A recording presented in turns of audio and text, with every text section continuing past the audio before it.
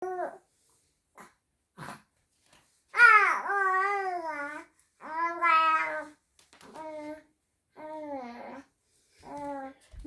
con lại đút hai cái ngón cái của con vô trong miệng nữa.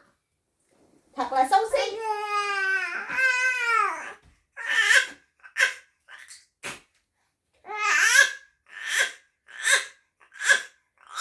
Trời ơi, thôi dối kìa. Mẹ nè, hết thôi chưa? Mẹ nè. Rồi mẹ đi.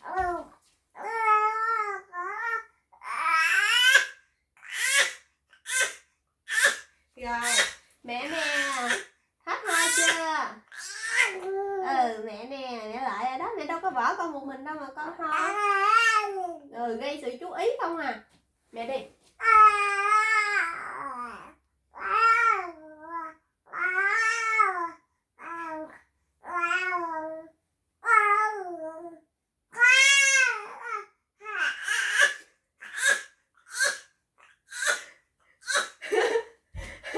Mẹ nè, hết thôi chưa? Gây sự chú ý gì kỳ cục vậy? Hả? Gây sự chú ý gì mà ho dối quá vậy? Rồi mẹ đi.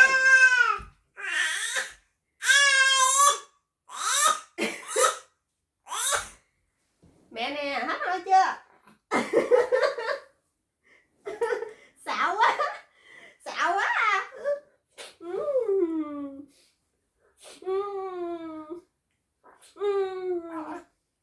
Thích được không đúng không? Không biết cười ten cười tét à? Em bé thích được không?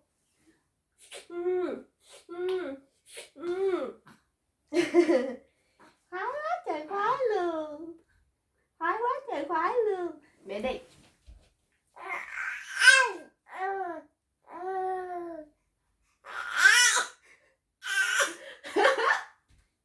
Mẹ nè. Mẹ nè. Sao mà xạo dữ vậy? Hả? Nhỏ như con dời. Hùng. Hùng. Hùng. Hùng. Hùng. Hùng. Cút hà mọi người. Chơi cút hà. Cút. Đẩy mày, đẩy ra. Ha ha.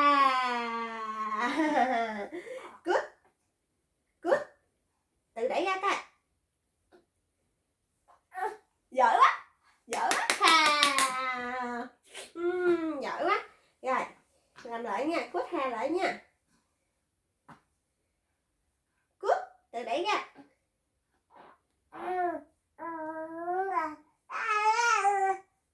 Ha, giỏi quá. Giỏi quá. Rồi, cút hà nha. Đó, mình chơi cút hà kiểu Úc á. Làm tự mẫn đẩy ra, rồi mình hà. Cút.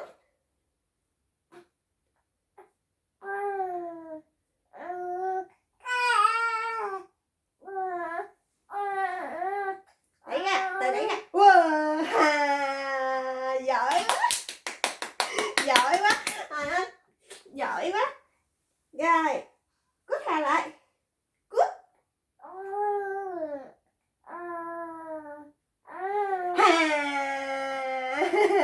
Giỏi quá. Giỏi quá.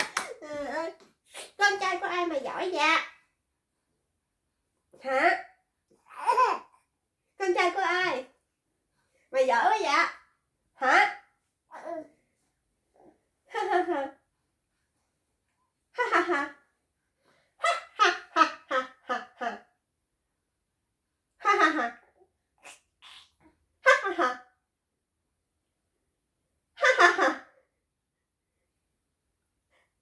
Ha ha ha. Ha ha ha. Ha ha ha.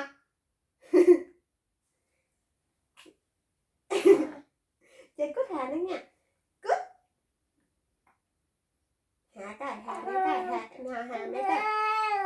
Hà mấy coi. Đẩy ra. Đúng rồi, đẩy ra, đẩy ra.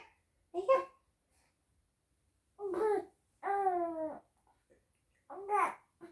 Đẩy ra. Hà, giỏi quá. Giỏi giỏi quá. Giỏi quá luôn. Cút. Ha. Giỏi quá. Ôi, thông minh lên lợi quá. Không cách. Rồi, chơi tiếp nha. Cút. Ha. Giỏi quá. Giỏi quá. Mẫn giỏi quá. Hôn Mẫn nè. Hôn nè. Hôn nè. Hôn nè. Thôi mẹ đi. Mẹ đi.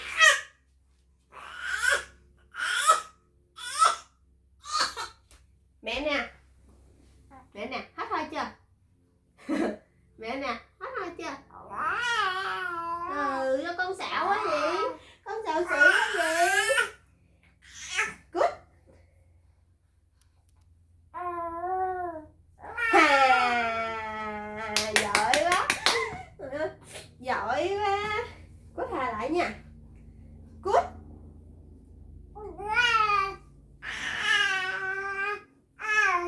Hà. Giỏi quá. Không cách. Giỏi quá. Giỏi quá. Anh nói. Ẩm đi. Ẩm đi. Ẩm lên ha. Mình ẩm đi ra ngoài ba chơi á. Nằm chơi chán quá. Mình ẩm đi ra ba chơi nha. Ẩm đi ra ba chơi ơi. Ẩm ra ba chơi.